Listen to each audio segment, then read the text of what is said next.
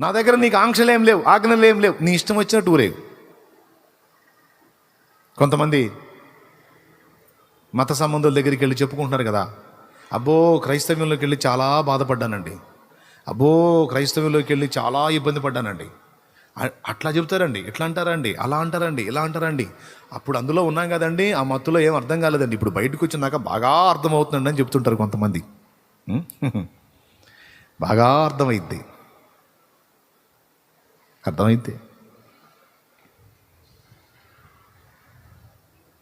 ఒక్కటే మాట, జీవము గల దేవుని విడిచిపోవునట్టి దుష్ట హృదయం మీ యందు ఉండేమో అని జాగ్రత్తగా చూసుకోండి అన్నాడు. నిన్ను దేవుని దగ్గర నుండి పక్కకు లాగటానికి ఈ యుగ సంబంధి యుగ దేవత అపవాది, వాడు ఎన్ని ట్రిక్కులు ఉంటే అన్ని ట్రిక్కులు ప్లే చేస్తాడు. వాడు సామవేద దండోపాయాలన్నీ వాడతాడు. నిన్ను ఆకర్షించడానికి లోక ఆకర్షణలు నీ ముందుకు తీసుకొస్తాడు, అవకాశాలు నీ ముందుకు తీసుకొస్తాడు, ఒక పెద్ద జాబు నీ ముందుకు తీసుకొస్తాడు. కొద్దిగా తలంచు, ఏం లేదు, వాళ్ళు ఏదో ఇస్తారు, నువ్వు తీసుకొని తినేసేయి, వాళ్ళు ఏదో బొమ్మ పెడతారు, మొక్కేసేయి, అంతే. నీ జాబ్కు డోకా లేదు, లైఫ్ బాగుంటుంది, హ్యాపీగా ఉంటుంది, ఎంజాయ్. కొద్దిగా తలంచు, జస్ట్ కొద్దిగా దాన్ని ముద్దాడు, అంతే. కానీ కొంతమంది ఉంటారు, ఎట్టి పరిస్థితుల్లోనూ అది అసంభవం.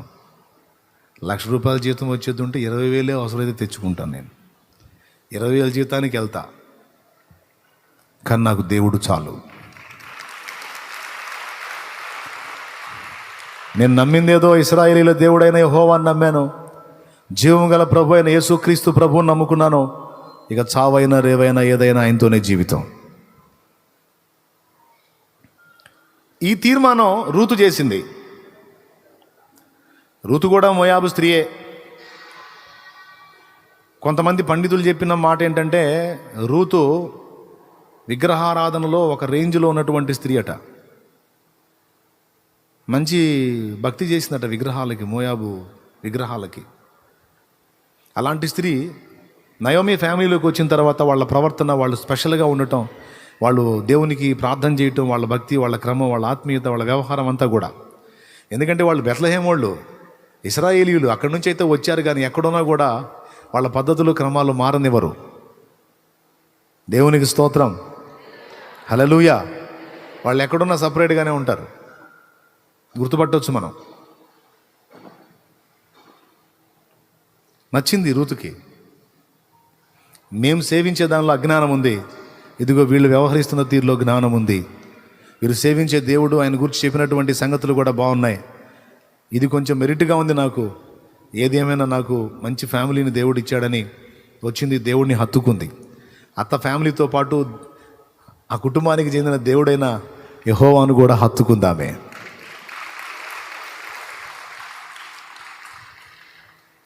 ఓ మంచి జీవితాన్ని, ఓ మంచి భవిష్యత్తును సొంతం చేసుకుందామని ఓర్ప పరిగెత్తింది కదా. ఏం సొంతం చేసుకుందో మీకు తెలుసు. మళ్ళీ చెప్తున్నా, ఇక్కడ ఉన్న వాళ్ళు కానీ, ఈ లైవ్లో వినేవాళ్ళు కానీ ఎవరైనా సరే కక్కుర్తి పడొద్దు. వాడు ఎన్నో ఆకర్షణలు, ఆఫర్లు నీ ముందుకు తీసుకొచ్చి, రా ఇదిగో కోట్లకు పడగలెత్తిన కుటుంబం, కాకపోతే విగ్రహారాధికులు నిన్ను కావాలని కోరుకుంటున్నారు. అక్కడికి వెళితే నువ్వు సుఖపడతావు, కావాలి కింద పెట్టే పని లేదు. అసలు నీ లైఫ్ చాలా బాగుంటుంది. కోట్లకు పడగలెత్తిన సంబంధం, రా తలొంచు. నువ్వు నచ్చే వాళ్ళకి నీ అందం నచ్చింది, నీ చదువు నచ్చింది, అసలు నువ్వు పిచ్చపిచ్చగా నచ్చేసావంట, అందుకే వెంటబడుతున్నారు. రా తలొంచి వెళ్ళిపోయావు అనుకో, తలొంచి వెళ్ళిపోయావు అనుకో, వాళ్ళు ఏమంటారో తెలుసా? నువ్వు నచ్చావని చేసుకున్నాం, కానీ నీకు నచ్చిన పనులన్నీ చేయడానికి మేము ఒప్పుకోం.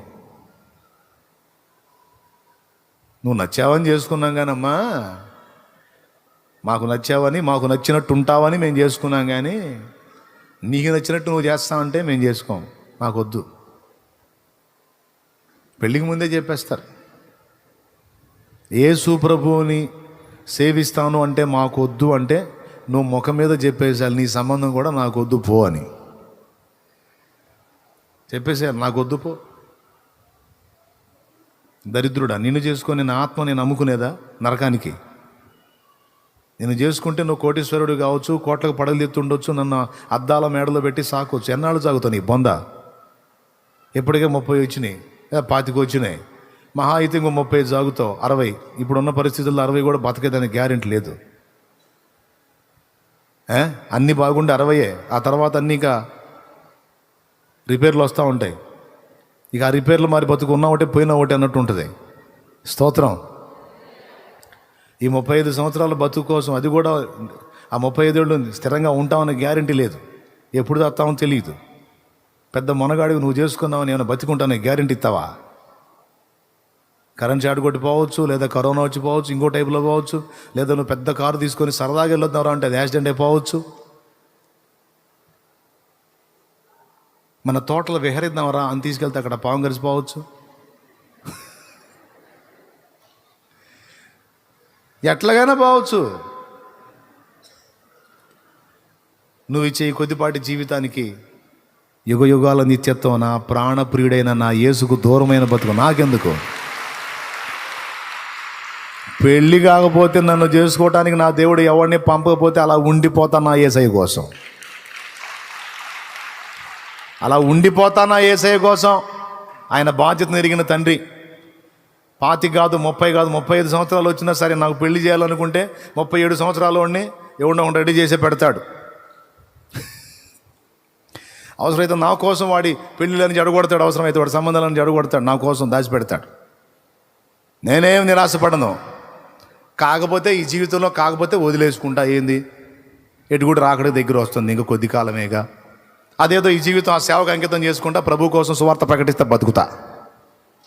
అంతేగాని నా ఆత్మను అమ్ముకొని నరకానికి పోయే దిక్కుమాలిన పని, జీవము గల నా దేవుడైన ప్రభువును వదిలిపెట్టి మనుషుల వైపు చూసే పరిస్థితి ఎన్నడూ నేను తలొంచను అని చెప్పగలిగితే ఆడపిల్ల అయినా మగబిడ్డ అయినా ఎంత బాగుండు, ఎంత బాగుండు. సరే, కొంతమంది అన్యులైనటువంటి తల్లిదండ్రులు కలిగి ఉన్న ఆడపిల్లలు ఇబ్బంది పడతారు. కొంతమంది విశ్వాసులు గల తల్లిదండ్రులు కలిగినటువంటి ఆడపిల్లలు కక్కుర్తిపడి వ్యర్థమైన వాటి వైపు మళ్ళీపోవటం చాలా శోచనీయం. అనుకోవచ్చు మీకేం, మీరు బాగానే చెబుతారని. బాగానే చెప్పకపోతే పో, ఆత్మ నమ్ముకోపో, పోయి పాతాళాగ్నిలో యాతన పడదు. కానీ ధనవంతుడు పక్కన చేరి నీకే నువ్వు బాగానే చెబుతావు, మరి రేపు నీకే నువ్వు బాగానే ఉంటావు పాతాళంలో. కొంతమందిని నేను కనులారా చూసే వాళ్ళ జీవితాలు ఎలా మారిపోయినాయో. కొంతమంది అండి రక్షణ పొంది, పరిశుద్ధాత్మను పొంది, దేవుని మార్గంలోకి వచ్చి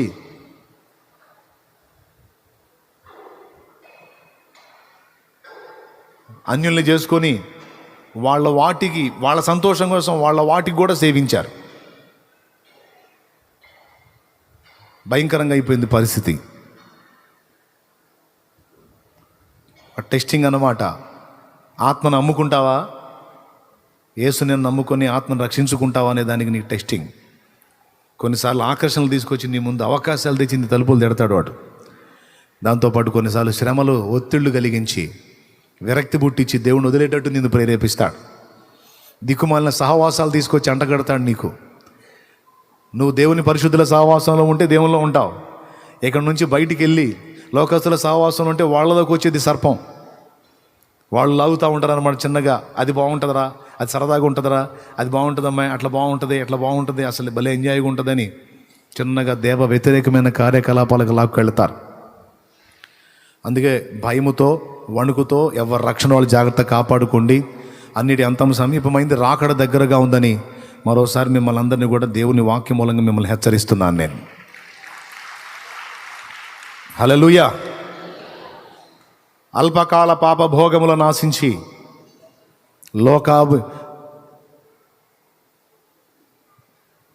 లోకాభిప్రాయముతో ఏకీభవించి లోకంలో కలిసిపోయినటువంటి వాళ్ళకి ఓర్పా సాదృశ్యంగా ఉంది. ఓర్పా లైఫ్ లేదు. అన్ని విధాలా నష్టపోయినటువంటి వ్యక్తిగా. కానీ ఓర్పా రూతునేమనుకుంటుంది? మీరు అనుకోండి, మీరు చెప్పండి. పాపం పిచ్చిది, ఆ విధవరాలెంబడి పడిపోయింది. పిచ్చిది కాకపోతే రూతు చక్కగా నాలాగనే వచ్చినట్టయితే మంచి లైఫ్ ఉండేది కదా. ఇప్పుడు నేను చూడు ఎంత బాగున్నాను. ఈయనే మా ఆయన నెంబర్ 2. దేవునికి స్తోత్రం. ఎన్ని రకాలుగా ఆనందపడి ఎన్ని రకాలుగా అనుకుందో రూతమ్మని. దేవుడు అన్యాయస్తుడు కాదు. ఏది ఏమైనా నా గతం ఏంటో నాకు తెలుసు, నా ప్రస్తుతం ఏంటో నాకు తెలుసు. నా గతకాలపు క్రమంలోకి నేను వెళ్ళను. నేను నయోమితో నడుస్తాను అన్నాను అంటే నయోమి దేవుడితో నడుస్తాను. ఈ మోడు బతుకుని మోడులాగే ఉంచుతాడో, ఈ మోడును చిగురింపజేస్తాడో ఆయనే చేస్తాడు అని కూడా అనుకోలా. నాకు ఒక మంచి భవిష్యత్తు ఆయనే రెడీ చేస్తాడని కూడా అనుకోలా. కష్టాల జీవితానికే ఇష్టపడి కదిలింది. కానీ రూతుకు తెలియదు, రూతు కోసం దేవుడు బోయజుని ఒక అద్భుతమైన భవిష్యత్తుని యేసుక్రీస్తు వంశావళిలో ఈ ధన్యురాలి పేరును కూడా సిద్ధపరిచి ఉంచాడన్న సంగతి. ఒక అద్భుతమైన, శాశ్వతమైన, దీవెనకరమైన, ప్రయోజనకరమైన, శుభప్రదమైన, నిరీక్షణాస్పదమైన జీవితాన్ని రూతుకు దేవుడు రెడీ చేసి పెట్టాడన్న సంగతి రూతుకు తెలియదు. నయోమికి కూడా తెలియదు. ఓర్పాకు అంతకన్నా తెలియదు. ఓర్పు లేని ఓర్ప. ఏం ఓర్ప? పేరే ఓర్ప, కానీ అంత ఓర్పు లేదు, ఏం లేదు. అంత దడ, ఆయాసం, తపన. కొంతమంది తపన పరిగెత్తారుగా. ఇది కాకపోతే అది కాదు, అది కాకపోతే ఇంకోటి, అది కాకపోతే ఇంకోటి అని పరిగెత్తుంటారుగా. దేవుడి దగ్గరికి వస్తారా, దేవుడు కృప చూపిందాక ఆగరు. ఏందో ఆడిపోయినా మనకేందో ఏం కాల అని కూడా ఇంకో దాన్ని పరిగెత్తా ఉంటారు. జీవం గల దేవుని దగ్గరికి వచ్చిన తర్వాత స్థిరంగా ఉండు. దేవుడు నీకు సహాయం చేసేంత వరకు ఓపికతో ఎదురు చూడు. ఆయన నీకు చేసిన ప్రతి వాగ్దానం నెరవేర్చి తీరుతాడు. తోడుగడిగా ప్రతి వాగ్దానం ఆయన నెరవేర్చి తీరుతాడు. మాట తప్పడో. అసలు ఎంత అద్భుతంగా ఆ పిక్చర్ రెడీ చేసి పెట్టాడంటే భలే ఉంటుందండి అది. రూతు స్టోరీ మాత్రం సూపర్ ఉంటుంది. ఈ మూడైన బ్రతుకుని ఎట్లా చిగురింపజేస్తాడో అనే దానికి మీకు తెలుసా రూత్ ఎవరో? తెలుసా? చూడండి ఒకసారి మత్తయి సువార్త 1వ అధ్యాయం. అబ్రహాము కుమారుడగు దావీదు కుమారుడైన యేసుక్రీస్తు వంశావళి. వరుసపెట్టి చదువురా. అబ్రహాం ఇస్సాకును కనెను, ఇస్సాకు యాకోబును కనెను, యాకోబు యూదాను అతని అన్నదమ్ములను కనెను, యూదా తామారు నందు పెరేసును జరహును కనెను, పెరేస్ ఎస్రోమును కనెను, ఎస్రోము ఆరామును కనెను, ఆరాము అమ్మినాదాబును కనెను, అమ్మినాదాబు నయస్సోను కనెను, నయస్సోను సల్మానును కనెను, సల్మాను రాహాబునందు బోయేజును కనెను, బోయేజు రూతునందు ఒబేదును కనెను, ఒబేదు యెషయిని కనెను, యెషయి రాజైన దావీదును కనెను. దేవునికి స్తోత్రం. డైరెక్ట్గా చెప్పాలంటే రూతమ్మ ఎవరో తెలుసా? దావీదుకు తాతమ్మ. దావీదు తాతమ్మ. రూతు కొడుకు రూతు మనవడే యెషయి. యెషయి కొడుకు దావీదు. ఇప్పుడు కొట్టాలి చప్పట్లో.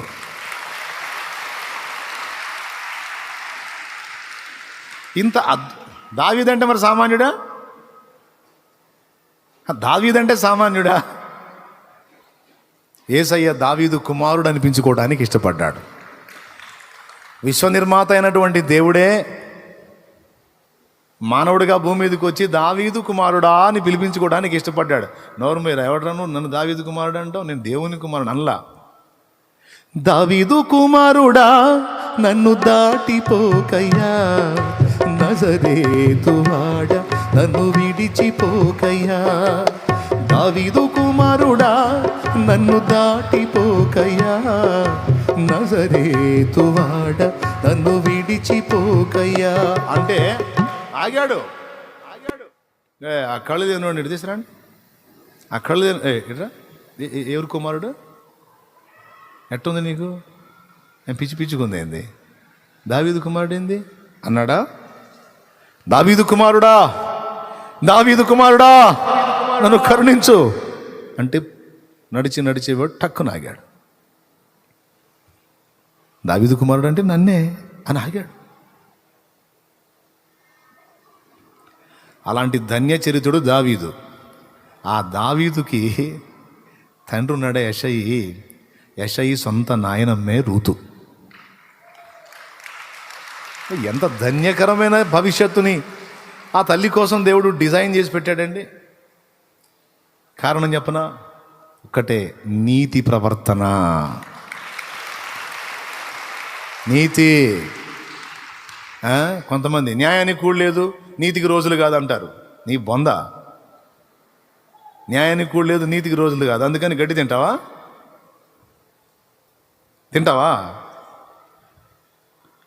లోకం ఎన్ని రకాలుగానన్నా మారని, నువ్వు దేవుని సంబంధివి. బలు రక్కసి చెట్లలో వల్లి పద్మము కనబడినట్లు స్త్రీలలో నా ప్రియురాలు కనబడుతుంది అన్నాడు. అంటే అర్థం ఏంటో తెలుసా? తన చుట్టూ ఉన్న అన్ని ముళ్ళ తుప్పలైనా రక్కసి చెట్లైనా వాటి ఎఫెక్ట్ పడి ఇది అట్ట తయారు కాదు. వల్లి పద్మం దాని జాతే. నా చుట్టూ ఉన్న క్లైమేట్ అంతా ఇలా అయిపోయింది, నేను కూడా ఇలా అయిపోవాలి అనుకోదు. చుట్టూ ఉన్న పరిసరాలు ఎంత కర్కోటకంగా ఉన్నా, ఎంత అవినీతిగా ఉన్నా, ఎంత అక్రమంగా ఉన్నా, ఎంత దరిద్రంగా ఉన్నా, నా ప్రియురాలు తన నీతిని వదలదు.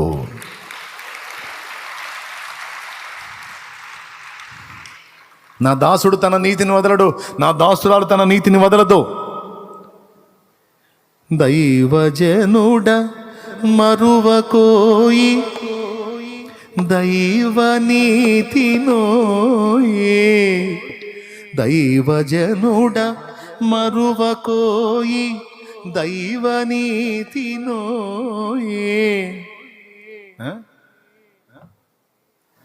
దైవ నీతిని వదలకోయి. భాగ్యభోగ నిధులు లేని దైవ పిలుపునోయి. దైవజనుడ మరువకోయి దైవ పిలుపునోయి, దైవజనుడ మరువకోయి దైవ పిలుపునోయి,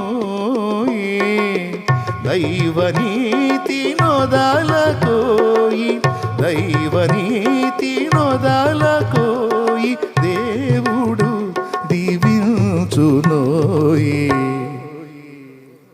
దేవుడే దీవించునోయి.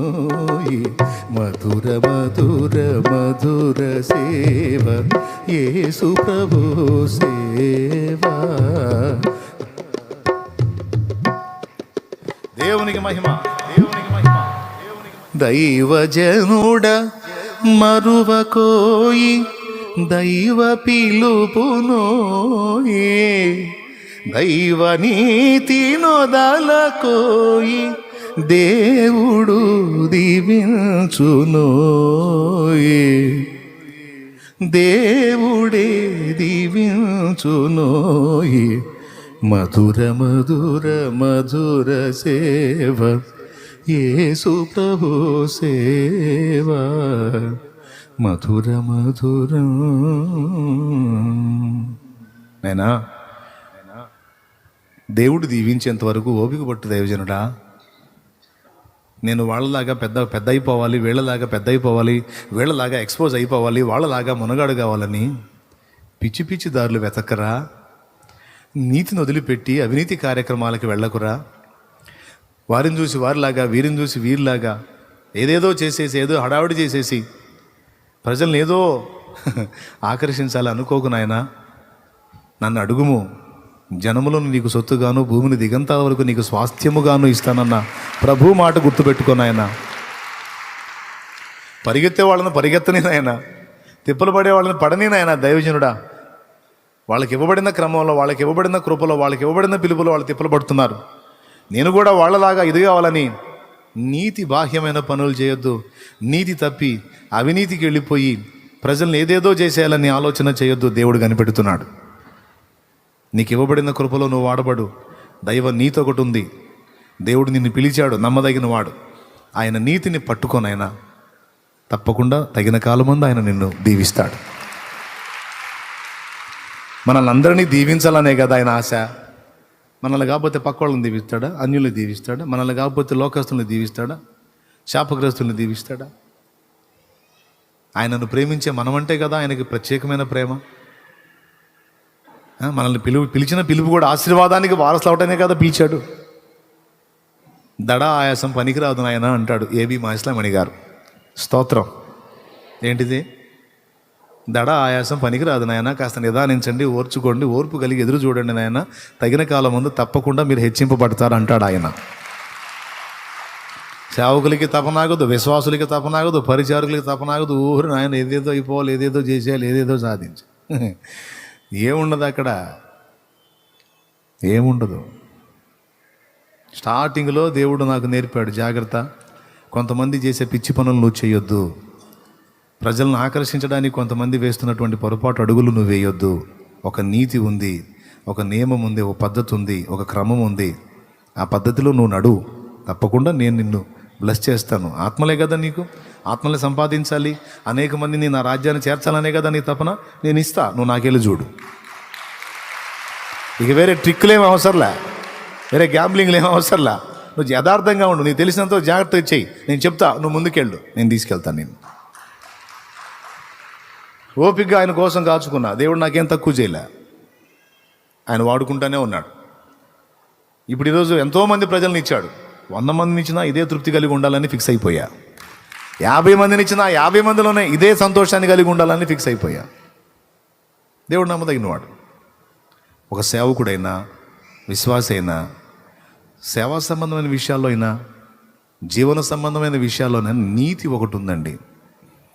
క్రీస్తు రక్తంలో కడగబడ్డ తర్వాత ఇక నీతి మనకు అవసరం లేదు అనుకోవద్దు. నీతి అవసరం లేదు అనుకోవద్దు. పరలోకానికి మన నీతి పనికి రాకపోవచ్చేమో కానీ ప్రభు ఆశీర్వాదానికి, నిత్యత్వంలో మన బహుమానానికి మాత్రం మన నీతి క్రియ తప్పనిసరిగా అవసరం.